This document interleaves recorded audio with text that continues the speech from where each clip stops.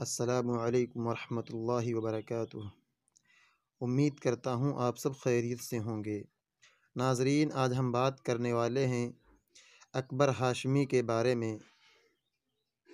اس نے جو جاہلانہ بیان کو لے کر حضرت مولانا ارشد مدنی صاحب کے بارے میں اناپ شناپ الٹی سیدھی باتیں کی ہیں، اس کے لیے میں ایک حدیث قدسی پیش کرتا ہوں: من عادى لي وليا فقد آذنته بالحرم۔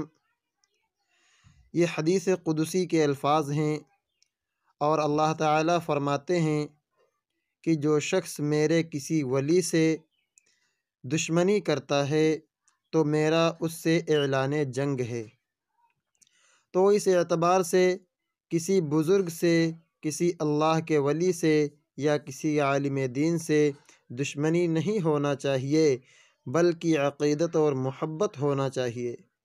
لیکن بعض لوگ وہ ہوتے ہیں جو حسد میں، جلن میں یا پیسوں کے لالچ میں آ کر کسی عالم کے بارے میں، کسی ولی یا کسی بزرگ کے بارے میں غلط بیانی کرتے ہیں، جیسے اکبر ہاشمی مکار، غدار، ملعون بدبخت نے مولانا ارشد مدنی کے بارے میں جو باتیں کہیں۔ اس کا یہ کہنا ہے کہ مولانا ارشد مدنی نے جو بات کہی ہے کہ اوم اور اللہ ایک ہی ہیں، حالانکہ اوم کا قرآن پاک میں کہیں کوئی تذکرہ نہیں ملتا، اور یہ اللہ کے صفاتی ناموں میں سے بھی نہیں ہے، تو پھر اوم اور اللہ کو ہم ایک کیسے کہہ سکتے ہیں؟ تو اس بات کو لے کر بدبخت اکبر ہاشمی نے مولانا ارشد مدنی پر تجدید ایمان اور تجدید نکاح والی جو بات کہی ہے، یہ بالکل غلط ہے، یہ جہالت پر مبنی بات ہے۔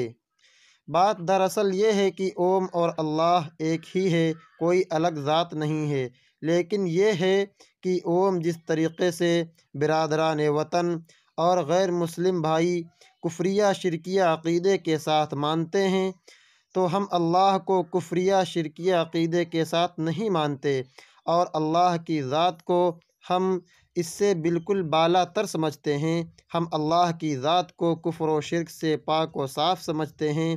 یہ بات ہے کہ اوم کی جو تعبیر ہے ان کو سمجھانے کے اعتبار سے ہے، یہ کوئی عربی زبان کا لفظ نہیں ہے، اور قرآن کے اندر بھی اوم کا ذکر نہیں ہے، لیکن یہ ہے کہ معنی اور مفہوم کے اعتبار سے جو بات مولانا ارشد مدنی نے کہی ہیں وہ بالکل صحیح ہیں۔ اکبر ہاشمی کو چاہیے کہ دل سے توبہ کرے اور مولانا ارشد مدنی سے معافی مانگے۔ آپ حضرات کی اس ویڈیو کے بارے میں کیا رائے ہے؟ کمنٹ باکس میں ضرور بتائیں۔ السلام علیکم ورحمۃ اللہ وبرکاتہ۔